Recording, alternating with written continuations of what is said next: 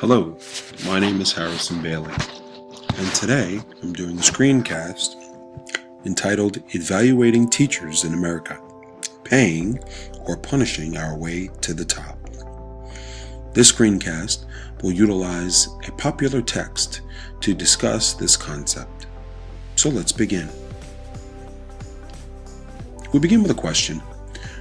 Why don't students and teachers just do what we tell them to do in reference to improving instruction in our classrooms?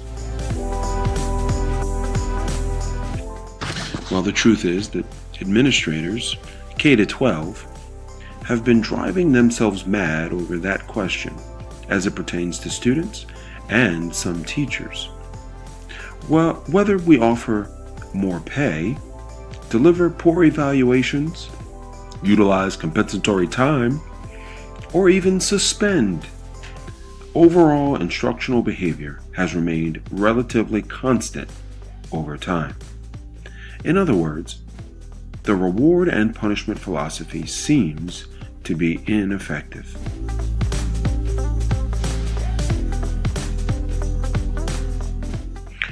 One of our presidents, FDR, Franklin Delano Roosevelt, coined the phrase, "Walk softly and carry a big stick." So the question is, what happens when that stick no longer works?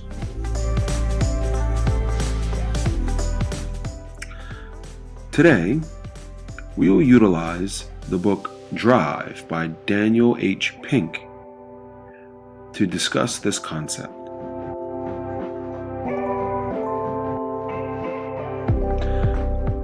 The purpose of this screencast is to review how the motivational concept of reward and punishment, presented by Pink in 2009, may render the evaluation system of teachers as not only ineffective, but counterproductive to good instruction. Our objective is to provide you with a bridge between the motivational concepts of what we want to see instructionally and the conditions in which we actually are creating.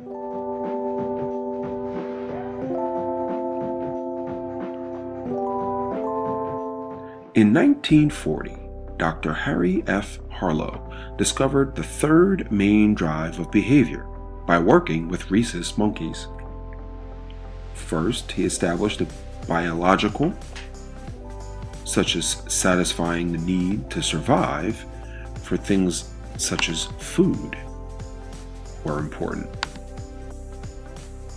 Second, reward and punishments, meaning behaving in specific ways to earn or avoid certain results, such as money.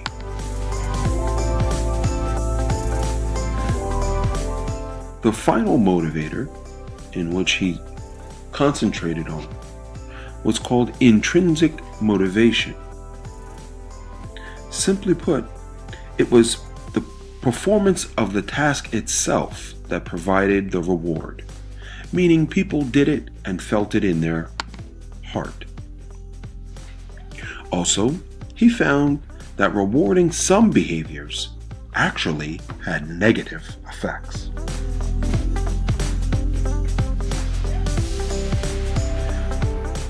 Following Dr. Harlow, in 1969, Dr. Edward Deci not only confirmed Dr. Harlow's findings, but found that contingent awards have a negative effect due to, first, undermining intrinsic motivation, second, forfeiting personal autonomy, and finally, the person feeling as if they have less control over their life.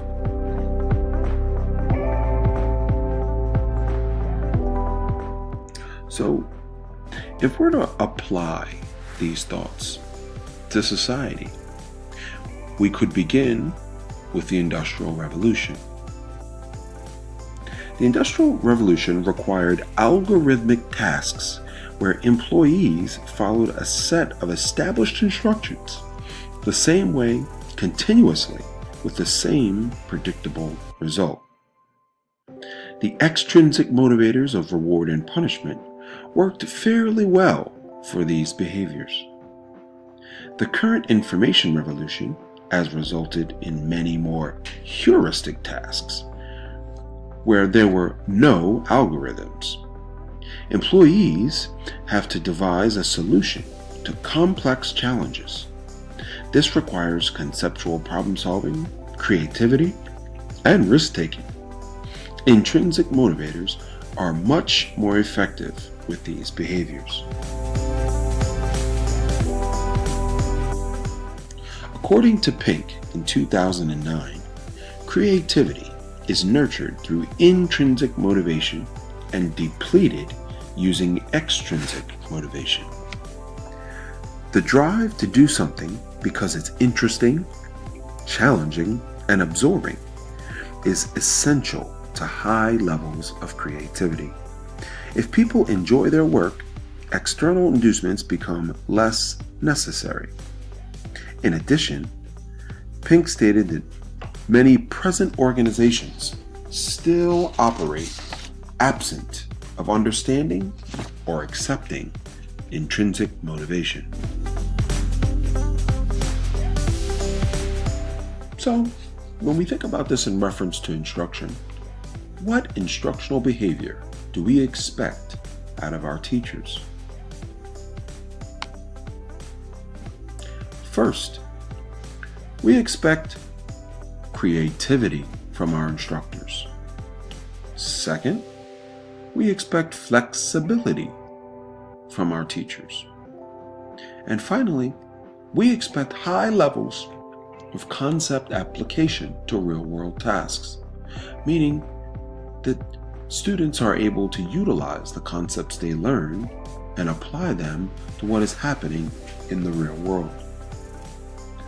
All of these tasks appear to be highly heuristic in nature.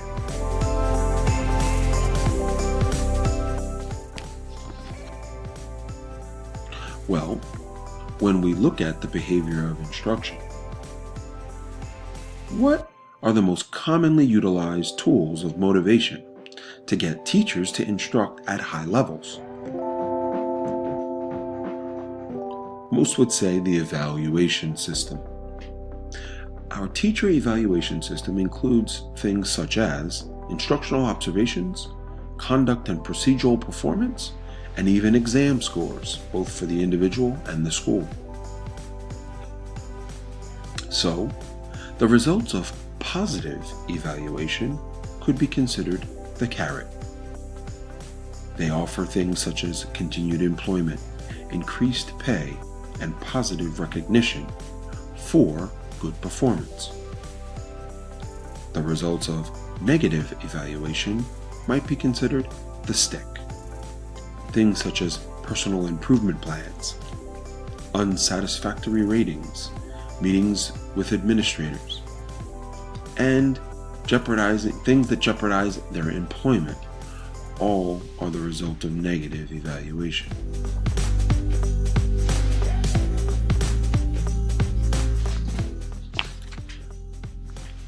So, are we seeing considerable resistance by students and a lack of instructional progress by teachers due to utilizing external rewards and punishments for intrinsic tasks?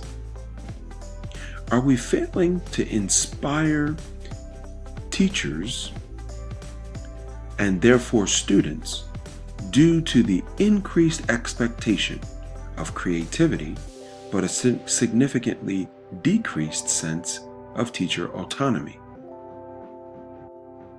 According to Simon Sinek, we are no longer listening to the creativity of our workers and giving their ideas a chance to succeed.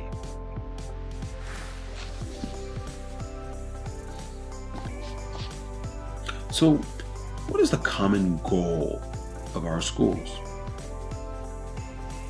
If the true goal of our schools is to produce imaginative and higher level thinking students, we need imaginative and higher level thinking teachers.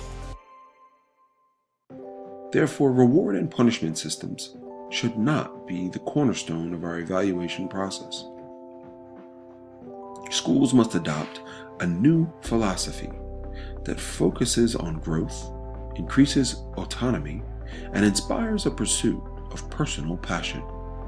Based on the research, if teachers are more intrinsically motivated, they do work more creatively.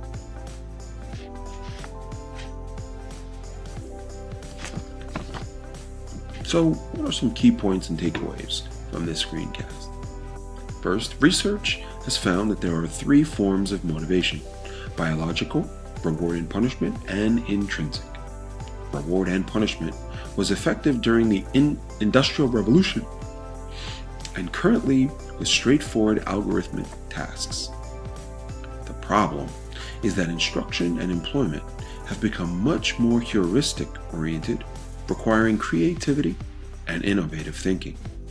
Schools must evolve from a reward and punishment system of motivation, driving instructional evaluation, to an institution of an intrinsic inducements. This evolution will bring about more creative and innovative environments, which will inspire our teachers and therefore our students. So, what's next? If we truly want to see instruction improve, schools must begin to question the way in which their evaluation systems affect teacher performance. The focus of future instructional research must be on the most effective ways to create environments that nurture intrinsic motivation.